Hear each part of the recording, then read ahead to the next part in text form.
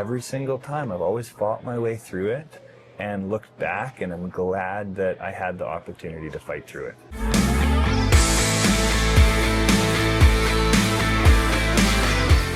Welcome everybody to the next episode of The Executive Edge, where today I have my good friend Tim Gourlay, entrepreneur, husband, father, and founder of Fitset Ninja.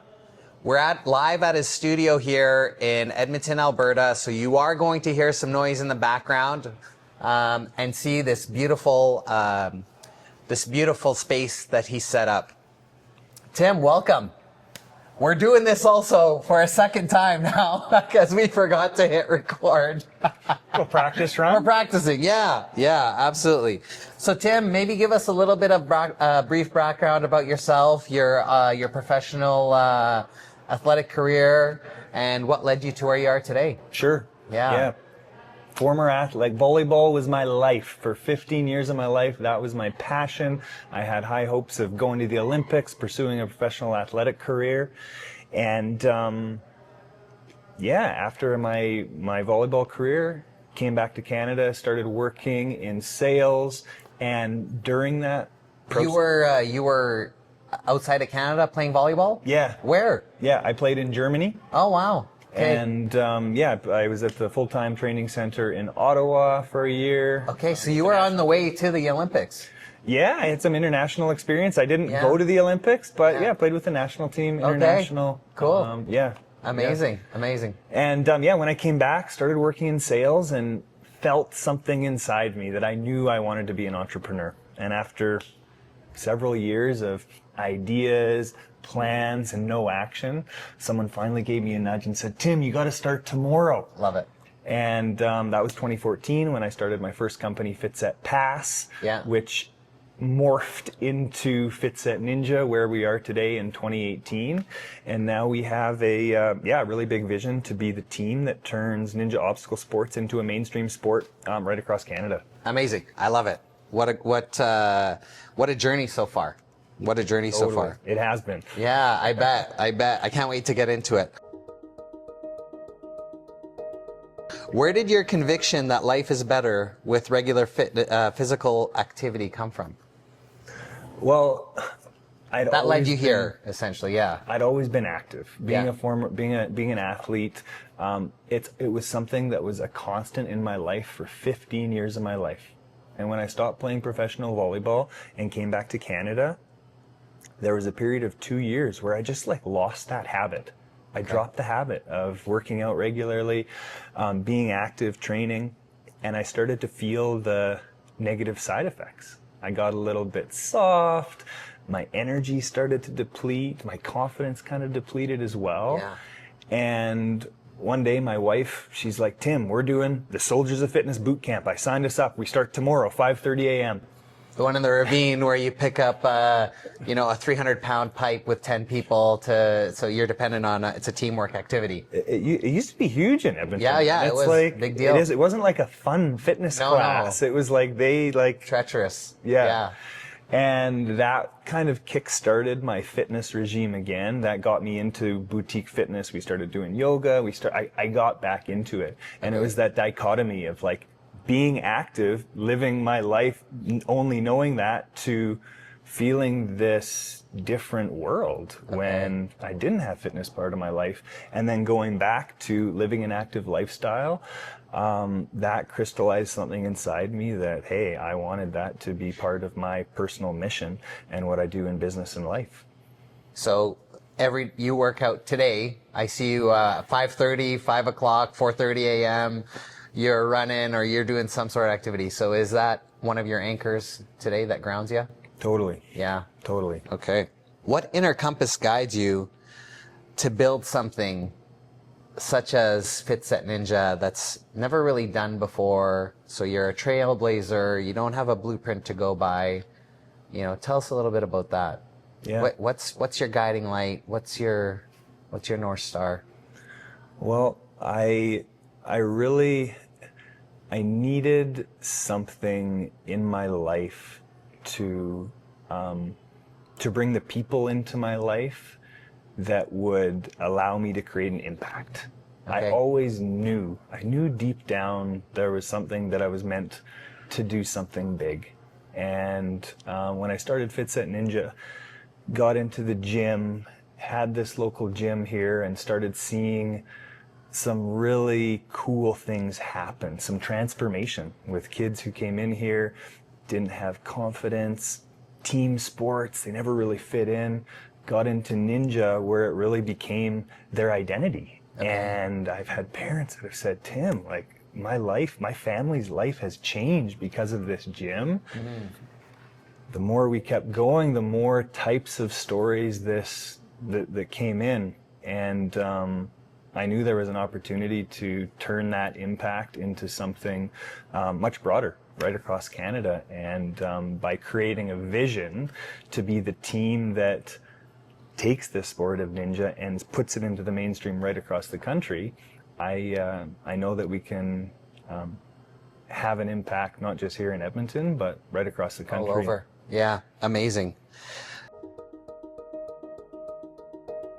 You talked about Fitset Pass.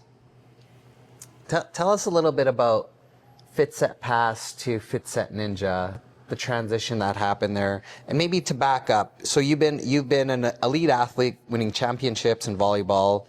You know, you're a part of teams. You've been an entrepreneur now for quite a few years. You know what it takes to win. You know what it feels like to lose. You know, what has sports taught you about vision and discipline, and how does that play into your entrepreneurial life and your personal life? Yeah, that's an awesome question. And the first thing that comes to mind in terms of like sports is the most important thing is to actually have the belief that it is possible to achieve the vision. So when I was an athlete and I came from high school to college, I went to Red Deer College. Okay. And in university, the vision for the team for the year is always to win a national championship. Okay. And I was lucky enough to come onto a team that had won 4 prior national championships. Okay. So when I was on that team, the people surrounding me, they believed that this was possible. They were convinced. They knew, they're like, we can do this. We've done this before.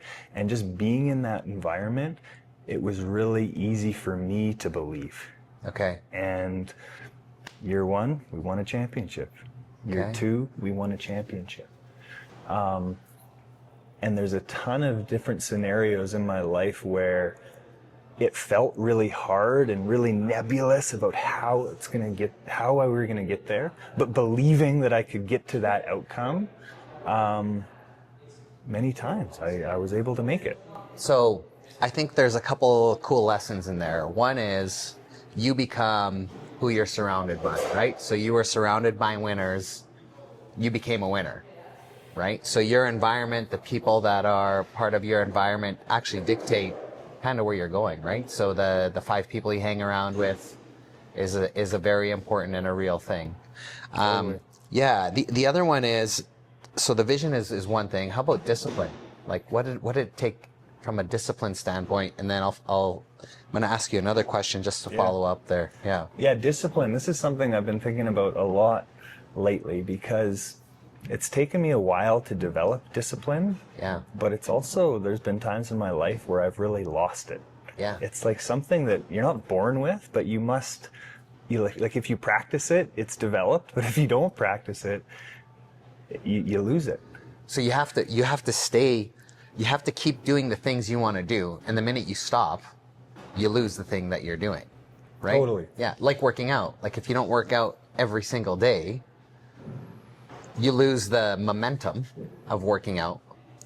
And then to restart working out, there's such a huge mountain to climb because that friction to move into the direction you want to move into is very high. The level of effort is super high at the beginning, right? Until you get the ball rolling, then it's easy, right? But it's a lot of mind work too, isn't it? It's like you have to choose. You have to choose that pain. Yeah. You have to. It's like the idea that anything of value, anything that you want is on the other side of some sort of discomfort or pain. Yeah. And to develop discipline, you need to actually go out and search for that. What is that pain? What is that discomfort that I'm going to lean into and practice every single day? What's the toughest thing to stay disciplined with for you today? Well, the thing that I'm leaning into right now that's been a little bit, given me a little bit of anxiety, made me a little bit of nervous, is talking on camera, posting online. Amazing. Okay. And so I made a commitment to myself that I'm going to post a video on social media every day for the next 100 days. Okay. And that's the pain, that the thing that, it's a little bit uncomfortable for me, but I'm going to do it. Yeah. But the other part of discipline is that pain without purpose, pain without a why or meaning behind it is just suffering. Yeah. And those are the times where you can really, where you lose it. The ego goals, or, you get off track. Yeah. And so really knowing that, hey, the reason why I'm doing this is because I want to be a great communicator. I want to be charismatic and be able to attract the people into my life that are going to help me build this vision. And the only way that I'm going to do that, or a really great way for me to be able to practice that skill, is to talk to people, to do it regularly, to become a natural. We talked about this earlier. So I started, as you guys all know, I started doing this podcast about, I think, 3 or 6 months ago. I can't remember exactly when. I think in April. So anyways, we're I think about month 6, around there. And the first 3 months are the hardest thing, because you're out of your comfort zone. You don't know what you're doing. People around you start asking you questions. You feel judged because you don't know how you're supposed to react. What are you doing with your hands on camera? Are you supposed to sit back? Are you supposed to lean forward? How do you talk? But it's a great learning curve. And I think this happens with anything new that you're learning. So this is a new skill set, being on camera. And people go to school for this, like news anchors. They go to school for 4 years to learn how to do this. And they go through that same learning curve. We both went to university, learning those new skills that we did learn in university. That was a steep learning curve too. Sales is another one, sitting with people and trying to, I don't want to say trying to help them, but really overcoming certain objections as to why they want to be helped, but they're resisting getting help from you because of some different belief systems that they have that you need to flesh out so that you can help them. You know what I mean? So I think with learning any new skill, it's super uncomfortable, and the discipline to stay with it is very important. However, the purpose is the gap, or the bridge to that gap that you need to overcome. And I think another layer to this is a North Star, right? So you're doing all these things for what? Right? I mean, I know what I'm doing this for, but maybe a question for you. Like, so you want to be more charismatic, you want to show up better on camera, you want to do this, like what's the end goal? What's the objective? Like maybe you're doing this for a reason. What's the reason? Yeah, the reason really ties into my vision for the organization, for the company, that we want to turn Fitset Ninja into a national brand, where we have locations like this, communities. It's more than just a location. This is a community here where we're making impact in families' lives here in Edmonton, in our location in Calgary. We want to have that impact in every major Canadian city, where people know Fitset Ninja as a mainstream sport and a place that that creates positive impact in people's lives. And to become the type of leader that's able to build something like that, these are the skills that I feel like I need to develop and I need to get reps at. Amazing. I think every person that is aware of developing themselves further as they go on, like there's no ceiling to learning or developing any skill, because there's always that next level. So kudos to you for driving through there and getting uncomfortable and doing this stuff, because it is super hard. Like, we're in the same boat right now, you and I. So Totally. amazing. Yeah, thank you. Okay, let's talk about Fitset Pass. So you started, your first venture was Fitset Pass, and then now it's Fitset Ninja. How did Fitset Pass come along? Yeah. And how did it evolve into what it is today? Fitset Pass came along. It was an idea in my head for a while. Yeah. And like I mentioned, after I stopped playing volleyball professionally, I knew I wanted to be an entrepreneur, and I was a lot of talk. Yeah. I was, hey, I got this idea. Oh, we're going to do this. Wantrepreneur. A wantrepreneur. Wantrepreneur. Exactly. Yeah. I was a wantrepreneur. Yeah. And I heard an entrepreneur speak that was really inspiring. And I said, hey, what advice would you give a guy that's doing the corporate 9-to-5 that really wants to transition to a career in entrepreneurship? And he's like, oh, easy. Number one, go pick up the book, The 4-Hour Workweek. Go read that right away. Tim Ferriss. And then two, start a business tomorrow. Because business, So just easy, like any other skill, is only developed through doing. practice, Yeah. in the doing. Yeah. So I was fired up. When I picked up the book, I started reading it. Yeah. But I didn't start a business tomorrow. Yeah. One day turned into 2 days, Yeah. and then a week, and then a month. Yeah. I was working in sales. I was selling commercial security systems. Okay. And about 3 months later, I was doing a cold call, and I knocked on this door, and who opens up but that same entrepreneur No kidding. that Wow. challenged me and said, Okay. hey, Tim, hey, wait, you're that guy who I challenged to start a venture. Yeah. How is that going? Yeah. And at that moment, I felt this pit inside of me. And I'm like, the biggest challenge in my life right now. This guy had given me the most simple, easy to apply advice. Yeah. And I didn't take it. Yeah. And at that moment, I made the decision in my head that I was going to move ahead with Fitset Pass and work on it until it was dead into the ground. And not until it was dead would I stop. Okay. And that was 2014. Okay. So then so that's the start of Fitset Pass. So maybe take us through the journey of Fitset Pass and then Fitset Ninja. Fitset Pass, novel idea. We had a bunch of studio partners. We had about 1,000 members in Edmonton and Calgary at one point. We couldn't make any money. Okay. Well, the margins were slim. I made every mistake in my book, in the book, in terms of software development. And after about 4 years, my wife said, Maybe just to interrupt you, what is Fitset Pass? What is it? Yeah, great question. Yeah. Fitset Pass was Edmonton and Calgary's multi-studio fitness pass. Okay. So one membership to about 100 boutique fitness studio partners in Edmonton and Calgary. So people could subscribe to our app online and take a class at Moto Yoga Edmonton, Factory Climbing, X Therapy, all under one membership. Okay. So we would help fitness studios fill up excess capacity in their classes, get new people through the door, and we would provide fitness enthusiasts a multi-studio fitness pass option. Okay, awesome. So then you were struggling a little bit with that one. So then your wife came to you and said, yeah, she's like, Tim, man, you think you're going to be able to take a salary this year? Yeah. And when I really looked at it, it's like, no, I don't think there was a roadmap to sustainability for that business. Okay. So what I did is did a final kick at the can where we thought we would do one big marketing push. We would set up an indoor obstacle course in the former Sears space at Kingsway Mall. Okay. And that would create enough awareness of our target market. So adult fitness enthusiasts. This is like when Spartan races were really big. Okay. We thought we would get these obstacle course racer types, our like prime demographic to sign up. Yeah. We opened our doors. It didn't work. Okay. We didn't have those people sign up. Expectations were not met. We're not Usually, met. typically, when you start a new business and when you're doing these big events, it's kind of normal, maybe, I would say. But you had an amazing show up of something else showed up in place of it. Yeah.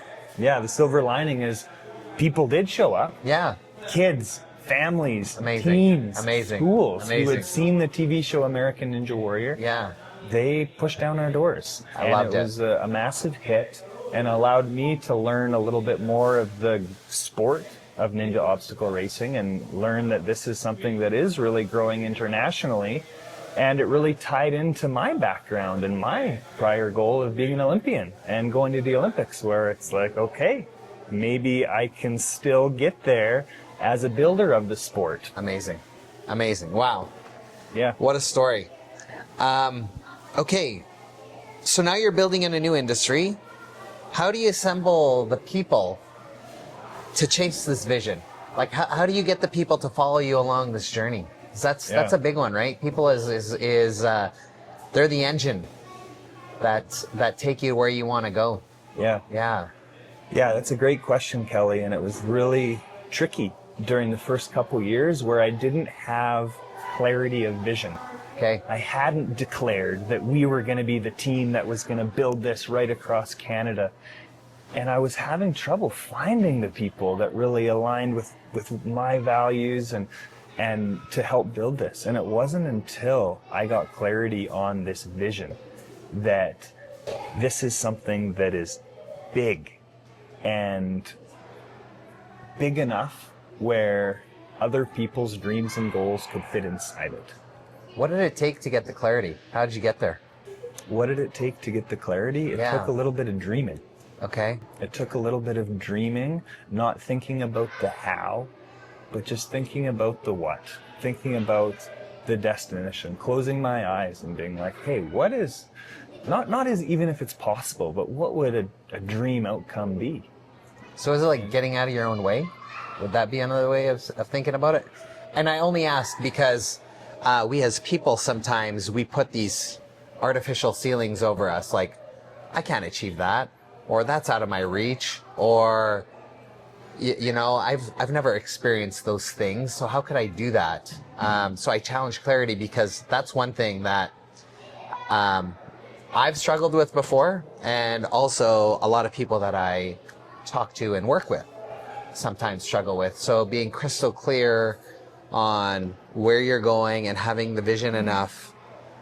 Number one, having the big enough vision of what it is that you want to achieve. And then number two, getting crystal clear on that vision. And then the third one is like, how do I get there? Right? So. Yeah. So I dreamt quite a bit. Okay. And I got in really good detail of where I want this thing to be in 10 years. Okay. How many locations, the size of the team, what my staff were making.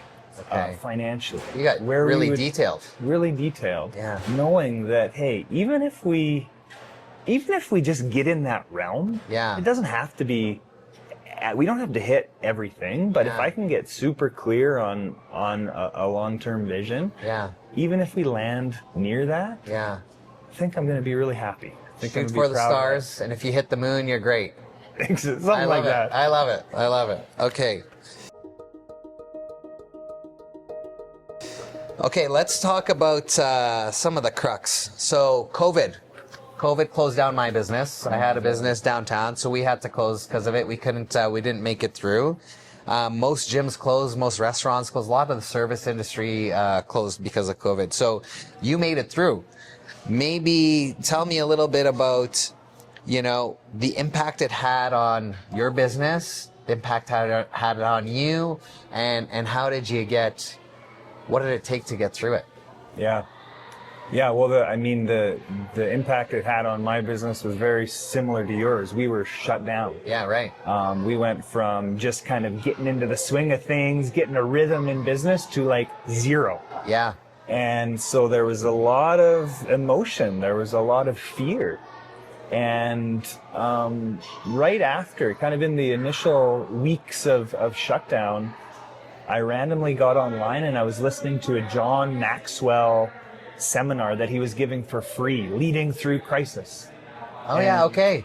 Something just really resonated with me where there were two things that he said that just like I was able to internalize and just focus on throughout the entire pandemic. One is that leaders will find opportunity within adversity. And number two, when there's crisis, leaders communicate more and show up more and are very visible. And the finding opportunity within adversity was my mantra. And it really just changed my mindset that like, hey, there's something here. There's something that we can do because of this. This space that we're in right now, this spot that we're sitting in, we turned this entire bay into a classroom where we hired a teacher.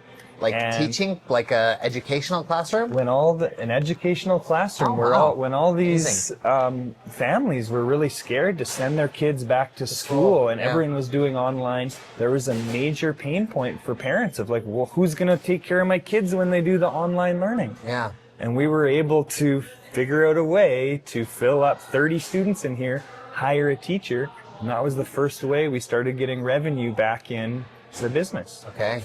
Amazing. That's thinking outside the box. Totally. Yeah. Totally. Good job. Thank you. Yeah. Yeah. And then the other thing that we did, which just was, along the lines of finding opportunity within the adversity, we were cleaning up the gym, tidying up, painting some walls. We removed this big piece of turf that was all dusty and ratty, threw it out near the dumpster, and I thought, oh man, you know what? I'm going to throw it up on Facebook Marketplace. Took a photo. What do you know? My phone blew up, and people were wanting to buy pieces of it, and we ended up chopping it up, selling it for a few $1,000. Cool. And in my head, I'm like, that was actually kind of easy. Yeah. An online auction a couple weeks later, a soccer field from the city of Leduc was up for auction. We bought it, we flipped it, tripled our money.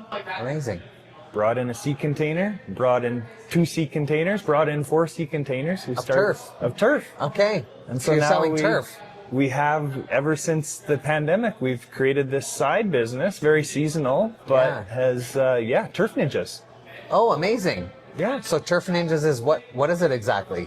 Artificial turf supplier. Oh, so we wholesale amazing. turf to landscapers, and not many people are aware of that. Yeah. But that revenue, that business, was what allowed us to keep us floating through the pandemic. Wow. Congratulations on navigating that. Yeah. Tell me a little bit about where your headspace was at. And how did you feel? Like, I felt very proud. Yeah. I felt proud that I was able to have a different mindset than so many of the other people online that were just complaining about the government and this and that, and it was just so much negativity. Yeah. Where I felt very lucky that I was able to adopt that mindset, and that was the moment that really formed our core team. Like that adversity and us going through that and successfully navigating that. Yeah. That built a lot of trust within our team that it's like, man, if we can do this, if we can get through the pandemic and actually like thrive through it, man, we can do anything. So you never at one point subscribed to, oh my God, what am I going to do? Well, I'd be lying if I said no. I'm like, okay. There's fear. Yeah, there's definitely course. times where I was scared. I'm like, what the hell? Or like, what is going on? But there was a time where I'm like, okay, this is up to me. I got to figure out a way. And like, let's go. Okay, awesome.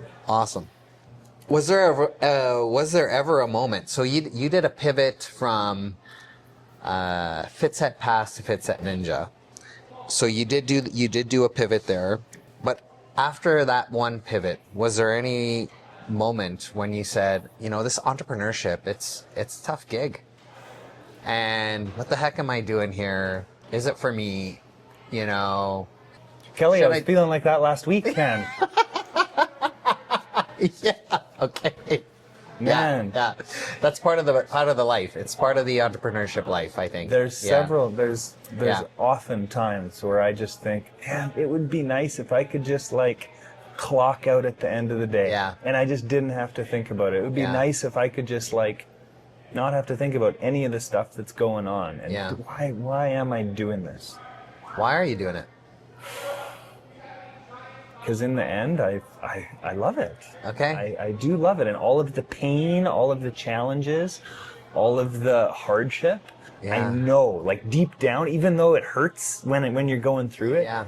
deep down, I know that on the other side of that, Yeah. I'm becoming the person that I'm meant to be. I'm becoming the leader that I'm meant to be. I'm becoming the person that can create impact in the world that I want to have. And it's sometimes tricky, like when you're in it and you're going through the shit, Yeah. to like realize that. But I can always look back on all of the challenges, all of the really hard times that I've went through. Every single time I've always fought my way through it and looked back, and I'm glad that I had the opportunity to fight through it. Okay. What keeps you motivated? What keeps me motivated? Yeah. Oof. So My a couple team? things. Okay, go ahead. Yeah. My Your team? Yeah. I have a good understanding of what my direct reports, goals, and dreams are. Okay.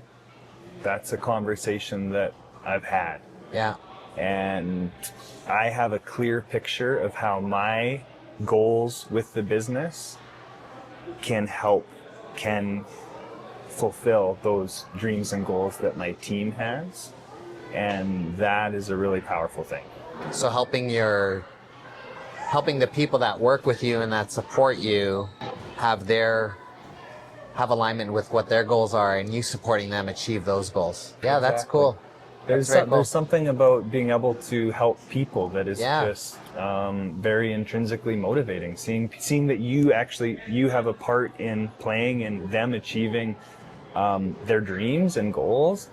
It's a motivating thing. I think our purpose as human beings in general is to help other people. You know, I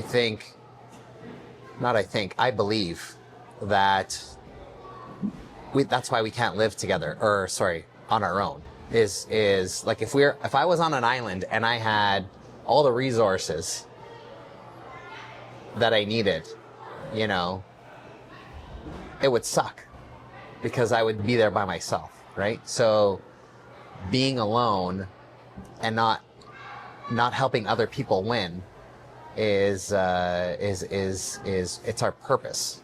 It's our purpose to help people, and we also need help, right? Like we didn't get here on our own either, right? People helped us, and so I think it's great that can't remember who said it, but somebody said when you've taken the elevator up, you got to send it back down for the next person, you know? So yeah, very cool. Yeah, and when you ask that question as well, what motivates me? My family really motivates me. Awesome. Especially now with young kids. How many kids you got? Two, kids. Amazing. 4 and 6. 4 and 6. Yeah. And just being the kind of person that's able to achieve what they say they want to achieve. Yeah. And Being a good role model that for my kids. Yeah. And for my wife is highly motivating. Amazing. A leader, a true leader. Good for you. Kelly. Amazing. How many locations do you have now, and how many people have been through the program? Like, give us a little bit of the success here that you've had. Yeah, well, we have 2 locations here in Okay. Edmonton, and then we opened up Calgary in 2022. Okay. In the summertime, we Whoa, here we there's go. action going on. Yeah. In the summertime, we expand to 4 locations. So we open up 2 satellite locations in South Edmonton and South Calgary for summer camps. Awesome. We have just about 1,500 members, part of our ninja training team that take classes Amazing. on a monthly basis between the 2 cities. Yeah. And we've had over 120,000 people come through Fitset Ninja Beautiful. in the province since we opened. Congratulations. Yeah. That's awesome. That's Yeah, awesome. thank you. How long did it take you to get there? Well, we started in 2018. Okay. Started Fitset Pass in 2014. 2014. And that's when I said, hey, I'm going to work on this Fitset thing until it's dead into the ground. And so we're, 11 years into the Love journey. it. Good for you, man. Yeah, thank you. You were recently with the Alberta Premier at the exhibition, showing her some stuff. Tell me a little bit about how did that feel? Now you got public recognition. You're meeting government officials. You're on the news. You know, you got all this publicity. What does that well, feel like? It's funny from the outside that that's what everyone looks like, but the reality is we were in the right place at the right time. Okay. We were setting up our obstacle course at K-Days, and we were just finishing setup. We were just shooting the breeze, and at the same time, K-Days was hosting their VIP reception with sponsors, elected officials, business people, and we were just standing near the back doors, finishing our setup. The doors open up, and Danielle Smith comes out with her secret security, and I look, I had to do a double take. I say, Corey, get out your phone. I say, Danielle, come on over here, check this out. And she kind of looks at her security. I could tell in her head, she's like, oh, am I going to talk to this guy? And then she committed. She came over and we had a good chat. And that was our first post that went viral, had about 70,000 views. Wow. And it was cool. I don't know how the algorithm works exactly, but later that week, the course that we had set up, we had posted a video of 2 athletes running it. That went even more viral. It got a million views on Instagram, and it's we all need a little luck sometimes. But you took advantage. You seized the moment. Like if you would have stayed quiet, that wouldn't have happened. So amazing. That's taking the bull by the horns and seizing opportunity when it shows up, right? Yeah. Good for you. There's definitely a lot of political back and forth in the comments that I kind of try and stay out of. But hey, I guess, all publicity is good publicity. Exactly. Exactly. Okay. Turning ninja into a mainstream sport is massive. What's been the toughest part of scaling for you, would you say? The toughest part for me has been building systems and sticking to those systems when there's so much going on and so much growth. And we're a team of very passionate people. We're at the start, we ran this thing. Our successes came from our passion, and like many people, the team just really caring about serving others, serving our customers, helping customers. And as we've grown, we've been able to identify our areas of weakness. And those areas come from areas where we don't have systems, where we don't have actual operating procedures. And when it's crazy and busy and there's a million things going on, it's sometimes tricky to that's not my skill set. It's not I'm more of a visionary, and strategy and getting down to the documentation and stuff is tricky. So, so do you hire people to help you with that? We have. Okay. Yeah, we've started to build more an operational team that's able to do that, and that's been kind of the focus the last 2 years is really creating, operationalizing what we do, creating trainings for our staff. Training has been the number one focus for the last couple of years, because it's not just the original team that knows what they're doing. We now have several people. We have people across 2 locations. Awesome. You wrote a 10-year vision. What role does that play for you every day? The vision makes the hard times bearable and worth it. It gives meaning to the challenges that come up day to day. Okay. When we kind of have a saying here at Fitset Ninja with the leadership team that it's never a dull day at Fitset Ninja. Yeah, sure. Because there's always something that comes up that's unexpected, a fire, something where it's oh man, or oh man, we have to deal with that today. Yeah. And having this vision, knowing that there's something much bigger ahead for all of us, makes dealing with the day-to-day challenge and the friction that just comes up with operating this type of business, makes it manageable and makes it all worth it. Okay.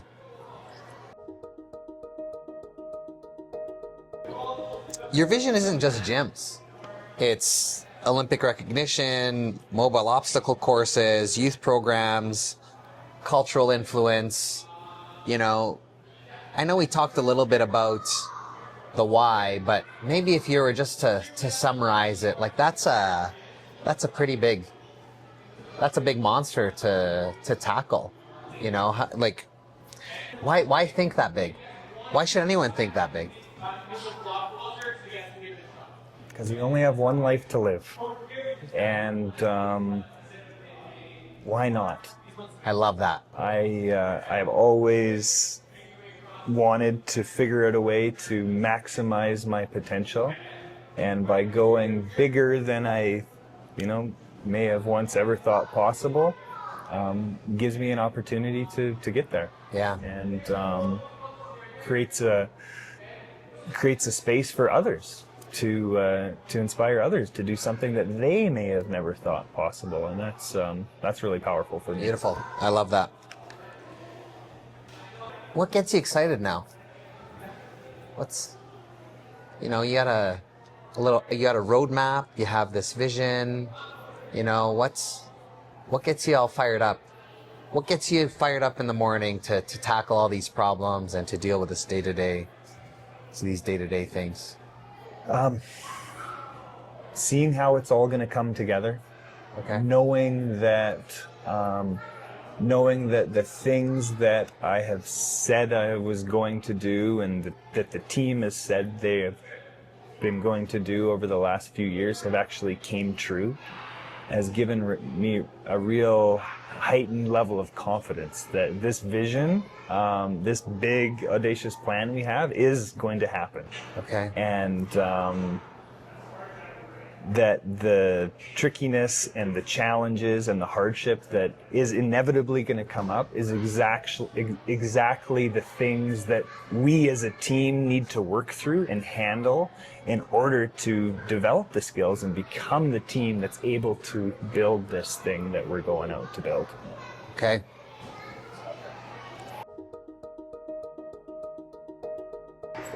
So for entrepreneurs that are looking to get into a business or do something that hasn't been done before, or that want to, chase their passion and their dream, or, that sort of thing, what kind of advice would you give them? I would give them the advice that